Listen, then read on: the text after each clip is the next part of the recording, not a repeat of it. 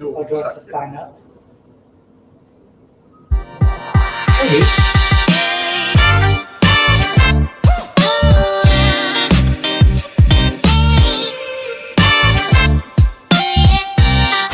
Let's talk about creating safe spaces in Castro. Did somebody say recovery? Let's talk about meetings, sex and recovery. Sober sex? Did somebody say dick? Let's talk about mental health. Let's talk about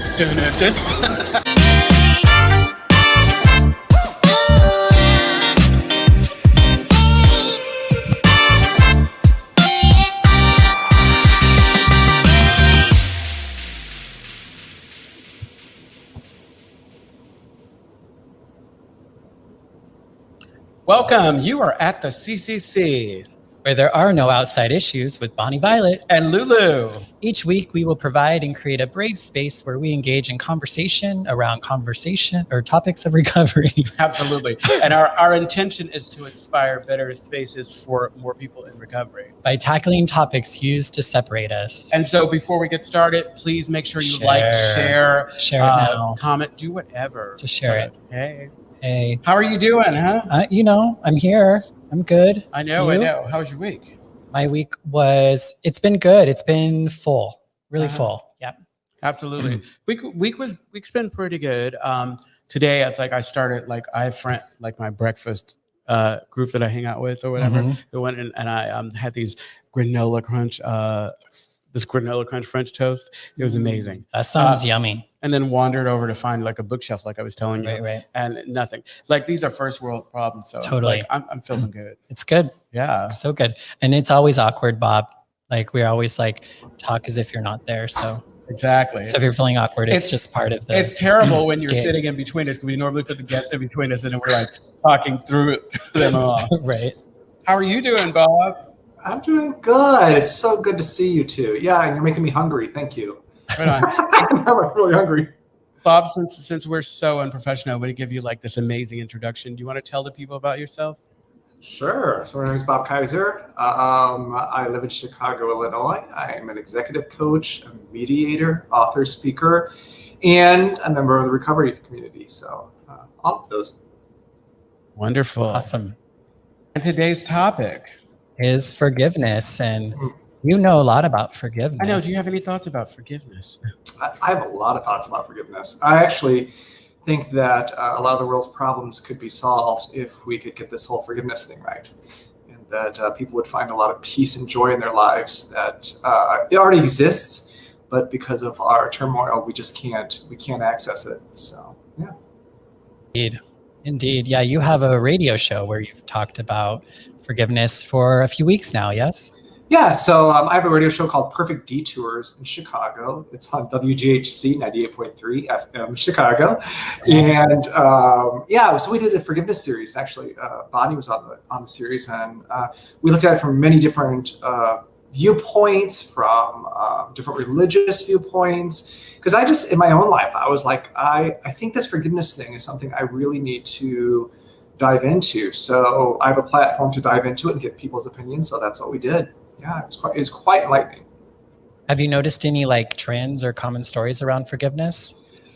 Yeah, so I did a survey with people before I did my show, asking different questions. And one of the things that was interesting to me is that the perception of betrayal seems to be one of the hardest things for people to forgive. So when they feel like someone's betrayed them, not if they've done wrong per se, but if they've betrayed them. And the other thing is just forgiving oneself. That is the biggest challenge. So, yeah. What's it like in my mind? I'm always thinking, and I've actually had individuals who look to me for guidance. Wow, that's amazing. Huh?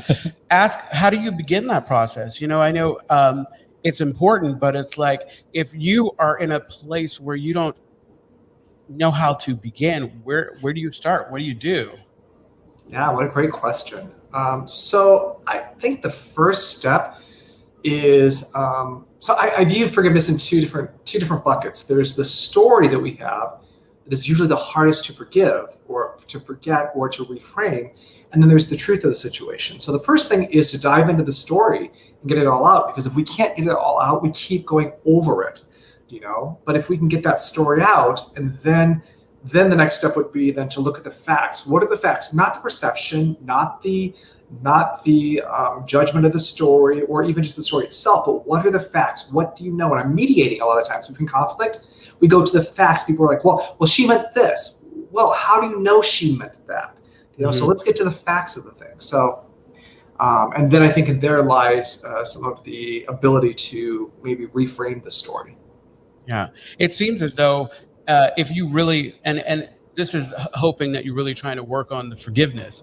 If you really want to work on it, then a mediator, someone, an objective party is necessary. Because while you were saying that, thinking about the narrative, I was thinking, well, I could be talking about it and not working towards anything. I could talk to anybody I want to know, anybody within earshot, if I really want to be right in the situation, as opposed to if I want to deal with it. Yeah, so it seems as though having a voice there, or someone who can kind of identify, or maybe just keep the conversation where it's supposed to be. Well, it's interesting because even so, I love conflict resolution. This is what I study. And yet, when I'm in conflict, I need someone else to help me see, because we automatically go into survival mode. We go into protection mode. And it's really hard. The stories, I don't make up stories just to make up stories. I make up stories that support, so that I don't feel guilty, so I don't feel shame, so I don't feel whatever it is. And so having a loving person of your tribe, maybe a good friend, or maybe a therapist, or even a sponsor, whoever it may be, but someone who can say, well, maybe we should look at this a little differently, and just lovingly say, what if we looked at it from this perspective? I think it's really huge in this process. If left to our own devices, our mind is built. It's built for stories. It's said that there are 3 billion stimuli around us at any given second. And our mind can only produce, or only evaluate 250,000. So there's a lot of space to make up stories, and what the mind doesn't know, it makes up. And then and usually for our protection, it's making up a story that supports whatever our conclusion is. So to your point, an outside source of just extra information is useful.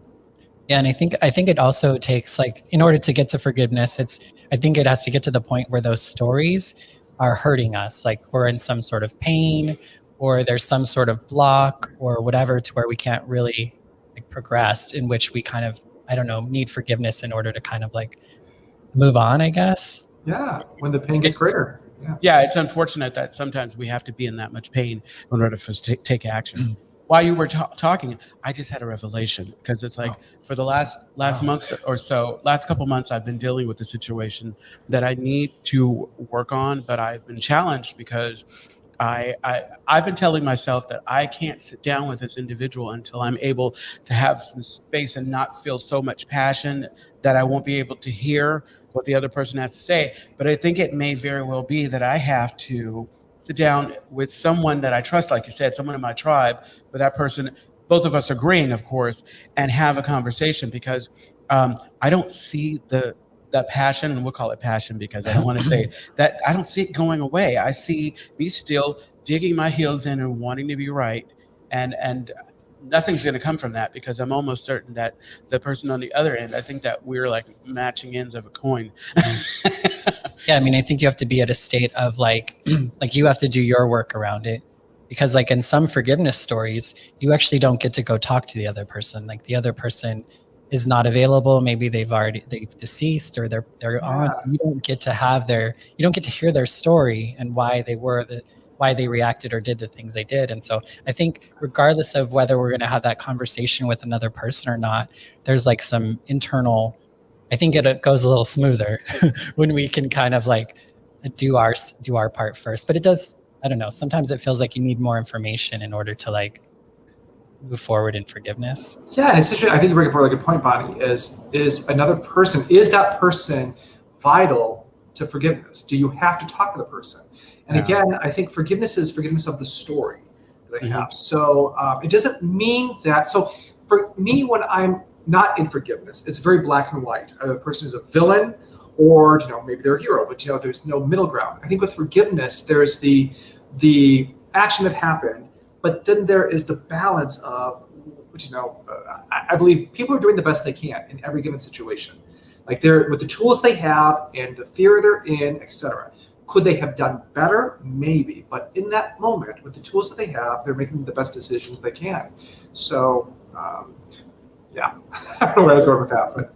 Well, I think part of that too is part of maybe the way that we can get to forgiveness is by being able to change that narrative and see that there's a different story. So forgiveness comes easy. But I think also there's that level of forgiving people even when they don't deserve it. Grace. Yeah, I think that what you were talking about before, it was yes and. So I rarely, maybe I'll get more information that changes the story, but more than that, it's an addition to the story. I think that's usually where my focus is. And what was the other thing you just said? It was interesting. Well, I was just saying the idea that maybe maybe you get all the information and it's still you don't necessarily, the person doesn't deserve forgiveness. Right. However, it's something that you can do anyway. Yeah, it's not about the other person. It's about me finding peace. I love in the 7th-step prayer where it says the bondage of self. And this is the bondage of self. It's my ego saying that I'm threatened, that there is something, a wrong that is done to me. And as long as that engaged, I will always be engaged in the bondage of self. So if I can let go of that bondage of self, and it's about, even if the story, who knows, if I don't know all the facts, I'm making up a story that is one of unforgiveness. Why not make it up in the other direction just to give me some peace? But when I'm not in forgiveness, I'm so obsessed with the thoughts in my mind. I'm not present. So forgiveness is about letting those thoughts go so we can have space for God or higher power, whatever you want to call it. At least, and that's my thoughts about this. I'm feeling attacked. No, this is really raw. No, I appreciate it, but this is really raw because it's I didn't realize, And I hear completely what you're saying. It's I am telling a story based on what I feel. And of course, it's supporting all of my narratives. And I'm plucking things out of thin air that really kind of feed it. I'm going back, way back. I've looked in the archives that I keep because I'm a Virgo. And it's I'm going to pull this from my index and add it to the list of grievances that I have. But the truth of it is that if I really, for me, I don't need this discourse. I don't need this nastiness. I can work on forgiving it or changing the story so that because even sitting here, I'm thinking about the situation that occurred and realizing that had I not added this other thing on it, I probably would have been able to just have a conversation and move forward. Mm-hmm. But I've been digging my heels in. I do this thing. I'm very punitive. Yeah, a lot of us are that way, whether we're aware of it or not. I guess part of that is at least you're aware of it. Yeah. I think a lot of Sorry, go ahead. No, and I think the question is with that. So I'm with you. And what is our reward for keeping the hurt going, for not forgiving? Because so I want to back up a couple steps because it sounds you just do this work and you forgive, and why aren't you doing it? And that's not that easy. This is a protection thing that we've built up. And I think you were talking about the fight or flight mode. Right now you're kind of in the fight, / flight mode. But so there's good reason why we don't forgive, because we're worried that this is going to happen again, or we're going to take advantage of, or whatever. So I do want to state that this is a process, and it's a really hard process. Yeah. And with that said, that if we can get to a place where we see that so it's so funny because a therapist said to me one time, I have a lot of trauma in my life, and I was holding on to it. And my therapist is they're dead. They've been dead for years, but you are the one that's still harming yourself. They have nothing to do with your life. And I was wow. Yeah, we often re-traumatize ourselves with those stories that we keep telling ourselves. Exactly. Instead of it's not we just get over it because it happened. We actually just keep bringing it up and beating ourselves up with it. And it just becomes, I think for me, it just becomes not helpful. I think I've just gotten to that point of my life where it's just what's helpful and what's not. That might seem a little simple, but I've just kind of tried to get to that space of well, does it do me any good to have this argument or to not have forgiveness or whatever? I don't know. It's just like, is this useful to me? And sometimes it is, sometimes it is useful to have a resentment or, which, like those sorts of things can be useful, just in a different way, I think. This is becoming a healing 45 minutes, and I'm sorry to keep moving it back to me, but I'm getting a free session. I heard you, and I'm afraid of the same thing happening again because it's happened before, and I'm not giving this a chance to kind of be what it's supposed to be. I also realize that I'm playing on one of my character defects that always pops up, and that's self-righteousness. Because you were asking what the benefit is, what the payoff or whatever. The payoff is that I am puffing my chest and says, I'm better than this, or I'm better than you because I am holding on to this self-righteous anger or resentment, And some people don't have the capacity to be different. And so I think that's something that's helpful to kind of like, just like try to be okay with, because it's useful. Like, my father, he doesn't have the capacity to be in relationship with me in a way that I would like. I could choose to be like, just fuck it, you don't love me, like da da da da, or I could, not, I guess. Well, it's interesting because it sounds like you're saying letting go of expectations. I love the saying, expectations are premeditated resentments. I love that saying. And if I can let go of what I'm expecting things to be, I can enjoy them for what they are. So, yeah, I love it. Nora says, do I want to be right or happy? Can I be right? Yeah. I want both. Yeah, I know. I want both. Right? Yeah. So what's been your hardest forgiveness? Or did you my hardest forgiveness was around my father. So I was adopted when I was 15. And my biological father, was the one who signed the adoption papers. And, and the story in my head is he gave me up. And he was an active alcoholic and all this stuff. And my story in my head was he didn't love me, and I was like, F him, whatever. So getting in recovery, I had to kind of look at all that stuff, my resentments and everything. And the minute I could see that actually, so this is interesting because my story is that when I was 3, my mother died and my father was an active alcoholic.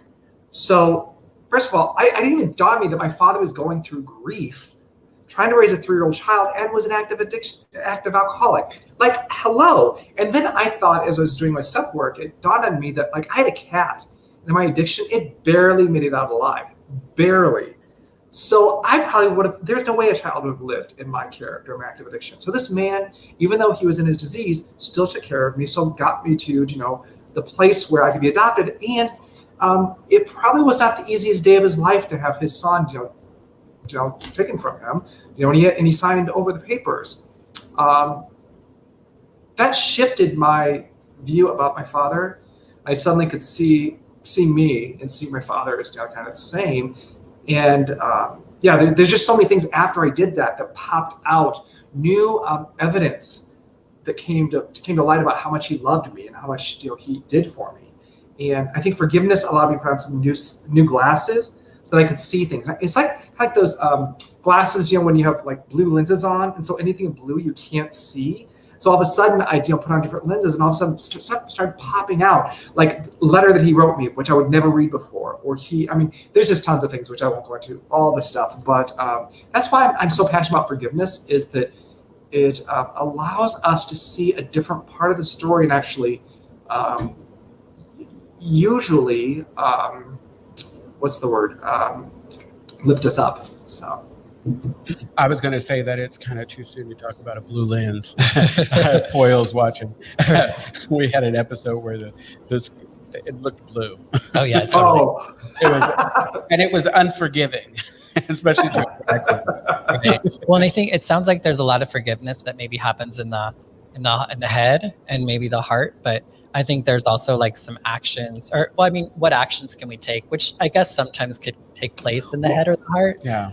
But what actions maybe can be taken as forgiveness? Well, I think that the examination of the story, and the willingness, I think the steps really show us a great way for forgiveness. So first of all, it's acknowledging that we have resentment.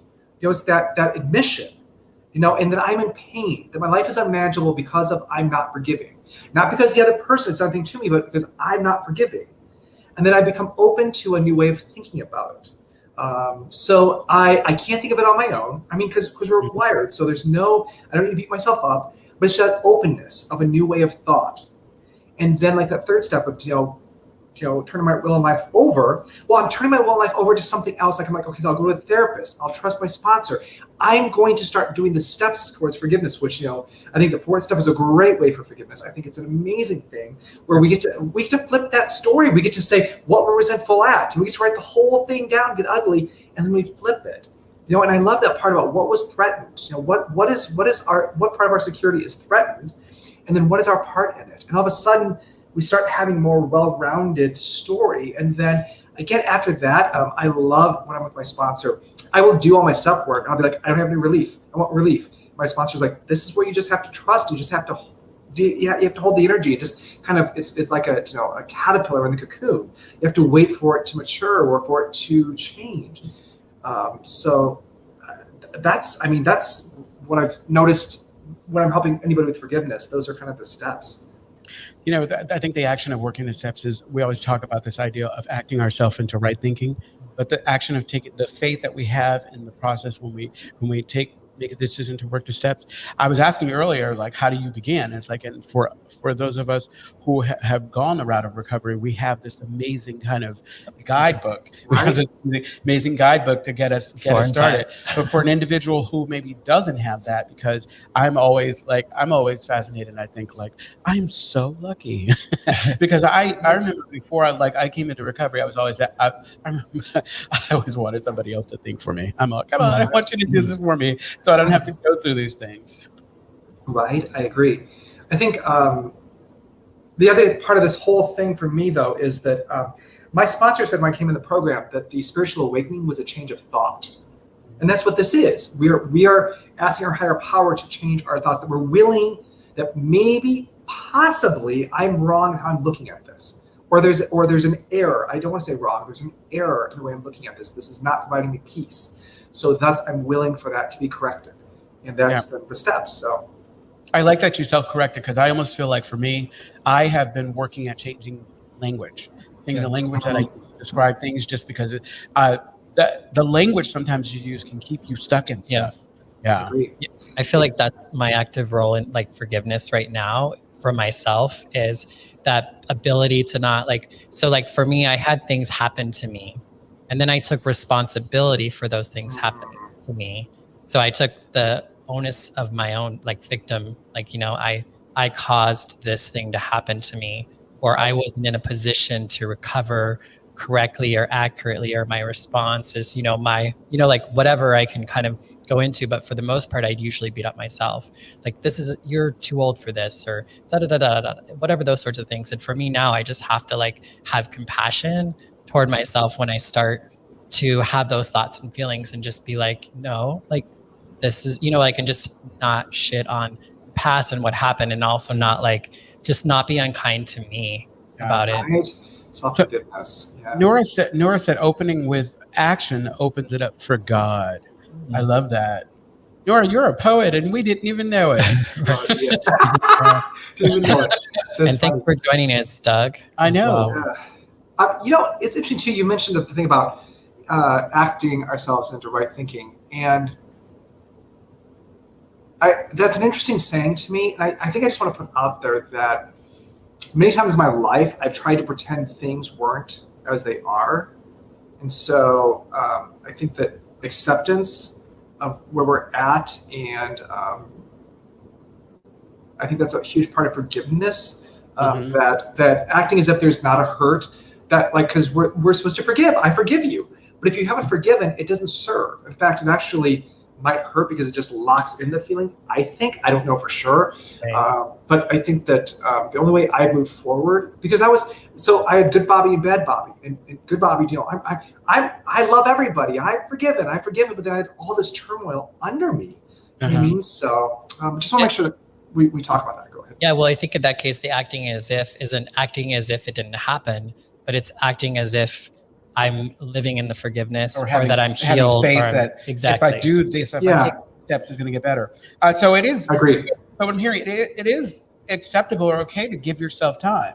Because if I'm in it and I don't feel and if I don't kind of like where I was, I'm getting to a better place with it. I'm getting beyond it. But I didn't, for the longest time, I was like, oh, no, I'm not feeling this. I'm not feeling this. But I think you bring up a really great point, is that it's a process.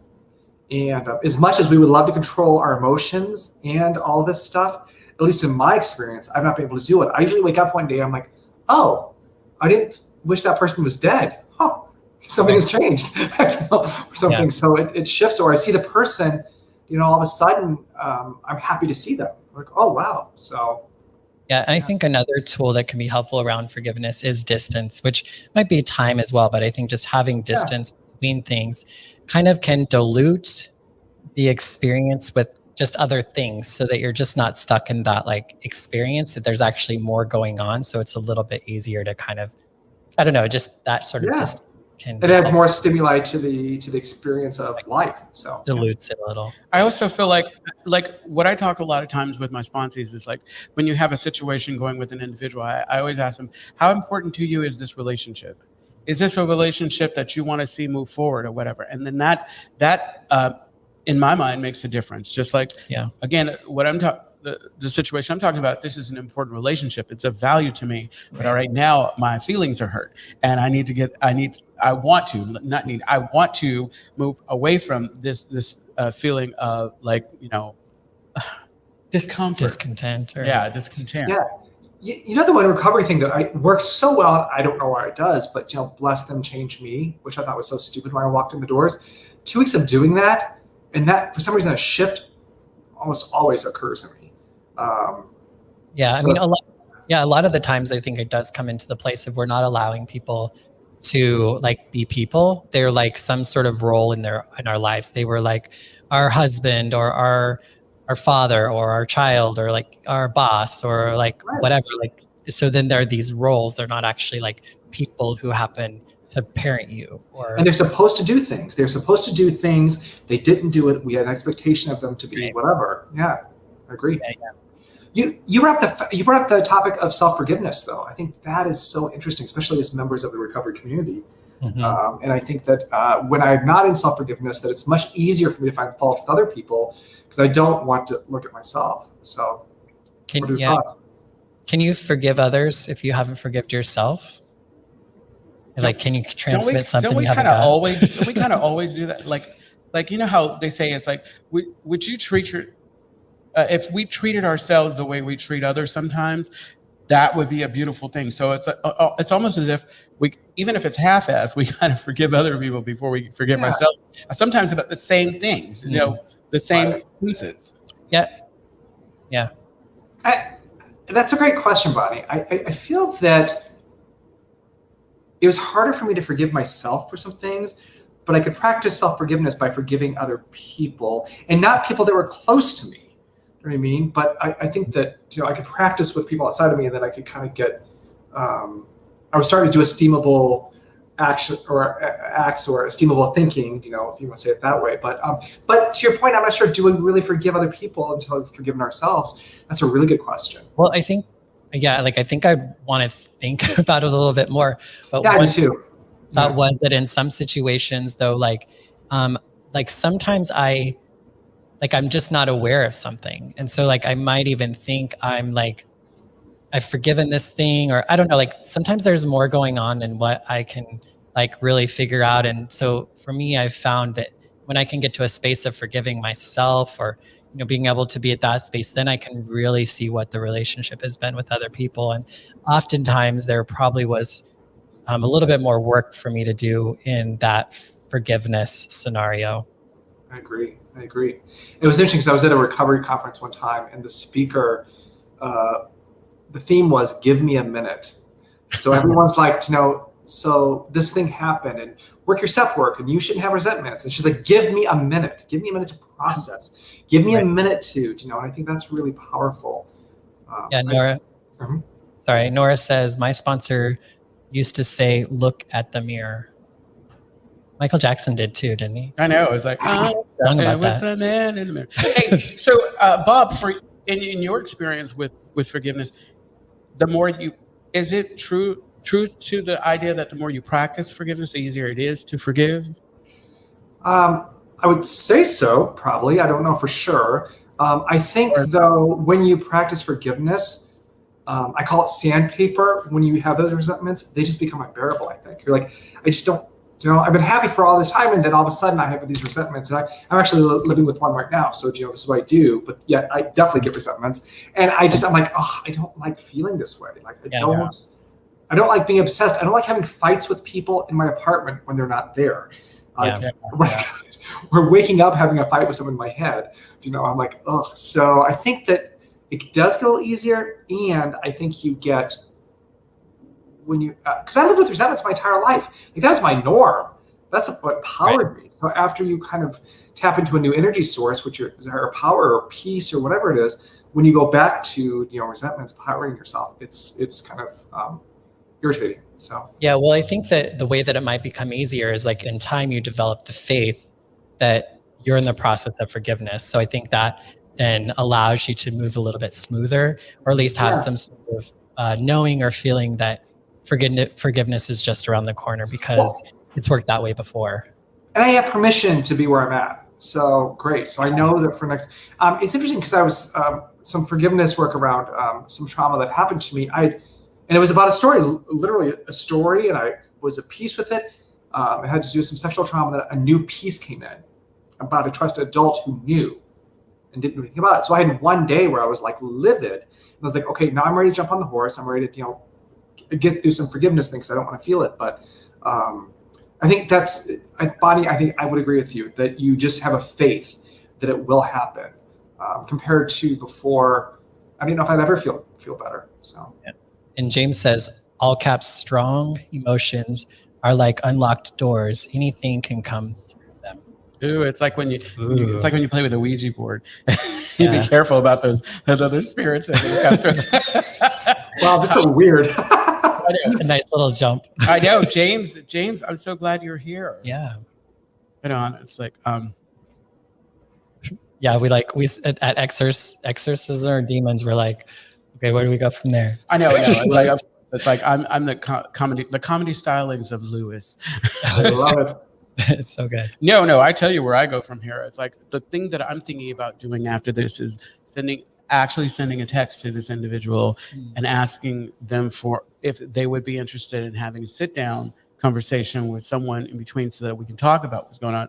Because I'm holding on to stuff I don't need to hold on to, and I love you and I want to move forward. It's like and the only way to do that is to kind of take action, because this is an important relationship. It's not a throwaway relationship. And so I really feel like, if no one else has gotten anything from it, I got free session. Thank you. You're amazing. And also that I'm not going to have like those arguments in my private room without the other person, Right. It's so funny because when I'm mediating a lot of times, people that have been really close, those are usually with the hardest conflicts. And it's reminding that we're all on the same team. Like my good friend, I don't want to hurt my good friend. Now, I don't want to hurt. So that's where I strike out. But if we get on the same team, I think that some pretty miraculous things are going to happen. I'm just acknowledging, I also think with those kind of conflicts that I don't want to admit my part in stuff because I have this weird theory that if I admit my part, then I'm going to be abandoned, or I don't know what I think. But the minute I get to honesty with something, it's just like all the walls come down. Yeah. Usually. So. Well, I think the more time we spend with people and the closer we are, I think we figure them out.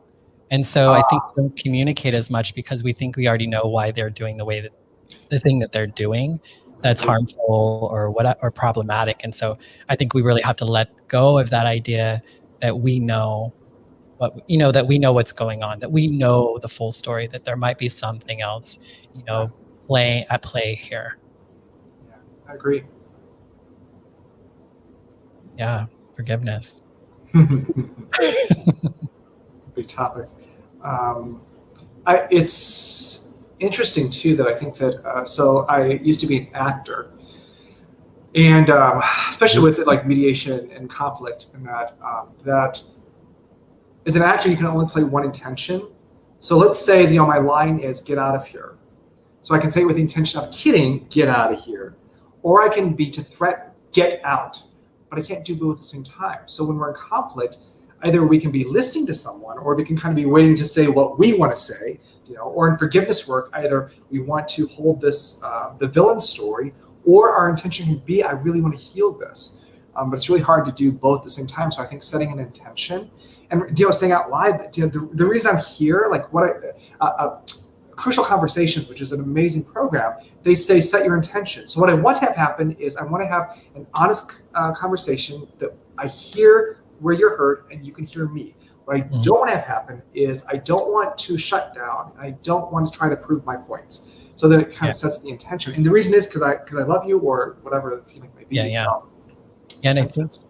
I think especially around trauma and stuff, I think if you're dealing with somebody that you might have harmed in a traumatic way, or even if it's, I don't know, they're responding in a trauma way, response to trauma, that you, like for me, I think constantly affirming them that I love you, I care about you, those sorts of things become, I think, sometimes even more helpful because, some of those things that could be said, or the experiences that you're having with them, can just take them to a place of not believing that anymore. And, sometimes people just need a little bit more like reminding, like, no, I know this is hard. I know but I love you. I care about you. That's why we're doing this. Yeah. I think also in those situations too, apologies of acknowledgement, not just apologies. And, some of the acknowledgements can go a long way, especially with situations like that. I want to throw in something real quick though, with traumatic experiences, and this idea that just because you've forgiven someone does not necessarily mean you need to be in relationship with them. Those are two different things. But there are people in my life that I've forgiven so that I can find peace and serenity. But that does not mean I need to go back to them and rekindle the relationship, whatever it may be, because there are people that I don't need to be in contact with. Right. Well, sometimes it's not about like we've offended that person, but that person has dealt with a lot of abandonment or like these sorts of things. And so it's playing into our role that isn't that same, but you know what I mean? And so I think those are the sorts of things to be kind of aware of. I remember having to set some boundaries with a girlfriend of mine when I first got sober, and I had to tell her, like, I can't be with you right now. Like, I've been the one to keep you from harming yourself, or, jumping off a cliff, and I just can't do that right now. And I know you're going to think I don't love you or that I don't care about you, but I just want you to know that I do. And in time we'll be able to, you know what I mean? And so that had nothing to do with me. It had everything to do with her stuff. And because I knew her stuff and I knew her enough, I knew that even me saying that it still wasn't going to come across that way. Hey, so I have a question. Okay. Is it important, I feel like in the work you're doing, is it important to know what recovery is not? Because I think that we've talked about the process of recovery, but recovery or forgiveness recovery. Sorry. See, I'm one track mind. Forgiveness. What forgiveness is not. Because I have said intellectually, I can say, oh, I'm good with this, but I'm holding on to stuff. I'm feeling some way. And it's like my father used to say, it's renting space in my head completely. And I'm needing to let go of it. So is there a way to describe what forgiveness is not? That's a great question.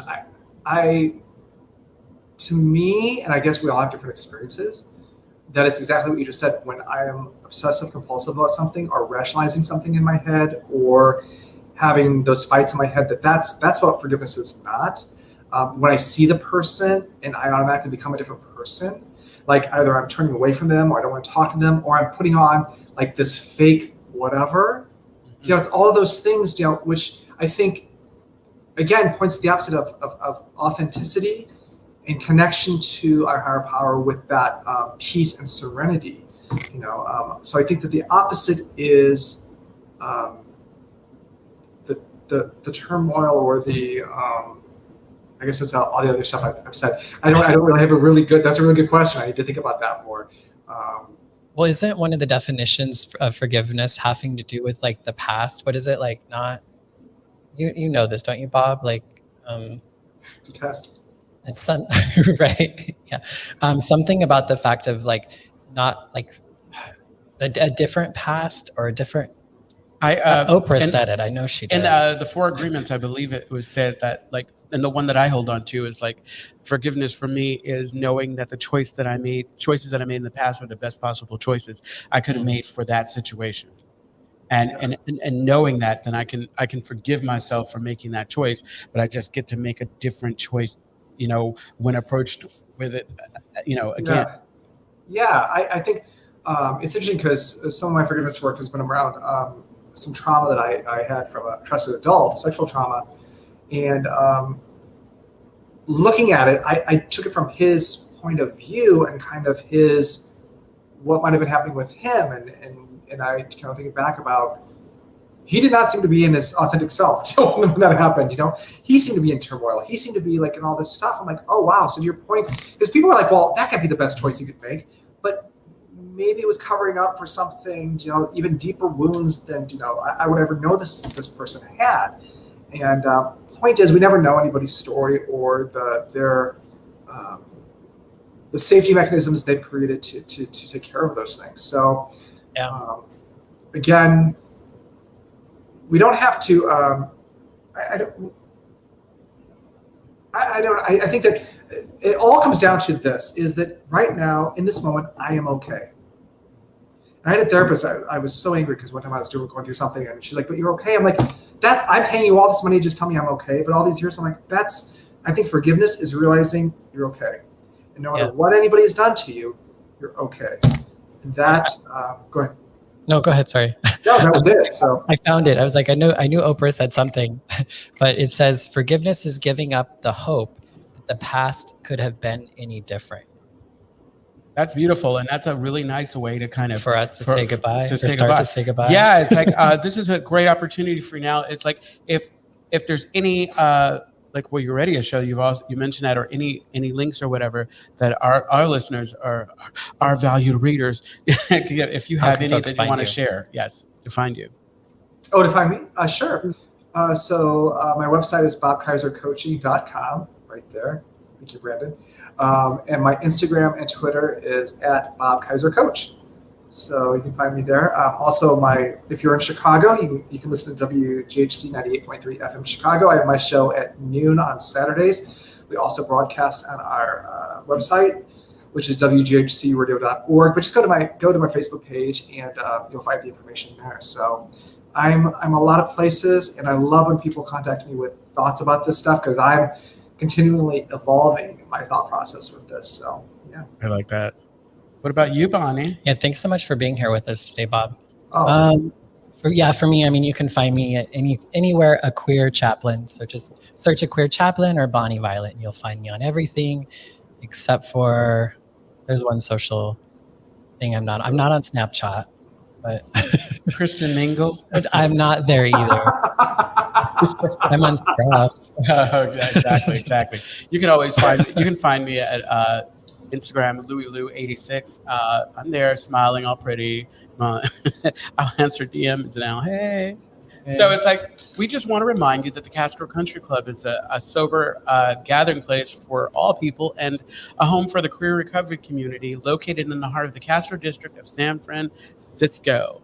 We endeavor to be a space where all can seek wisdom, serenity, courage, and joy, and find more information at castrocountryclub.org.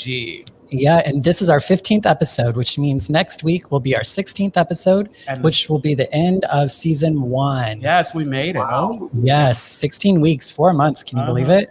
That's wild. I know. So wait, 4 months? That's 16 weeks. Oh my God. Right? Okay. Is that crazy how that works? That's wild. Wow. But yeah, so tune in next Tuesday at 4 p.m. Pacific Standard Time, or if you're in Chicago at 6. We go live on our Castro Country Club Facebook and YouTube channels. And next week, our guest will be the executive director for the Castro Country Club, Mr. Billy Lemon. Mr. Billy Lemon. Yeah, so bring your your questions to that time. And look for us at the CCC where you listen to podcasts. And this is your last time to spend some time on our SpeakPipe or with our SpeakPipe. I can't believe you guys haven't been trying to I use know. our pipe. Labeling was the only one. Exactly. Right? We want you to use our pipe. So click that link in the description in order to leave us a voicemail. Maybe you'll hear yourself on our last episode. Email us at podcast@castrocountryclub.org. And as usual, don't forget to comment, subscribe, follow, and also, we are not a representative of absolutely any specific program. We are just sharing our experience and point of view. Our experience, exactly. So take care. Have a really great week. Thank you again. Thank you again, Bob. Thanks, Bob. Thank you. Bye, everybody. Wow.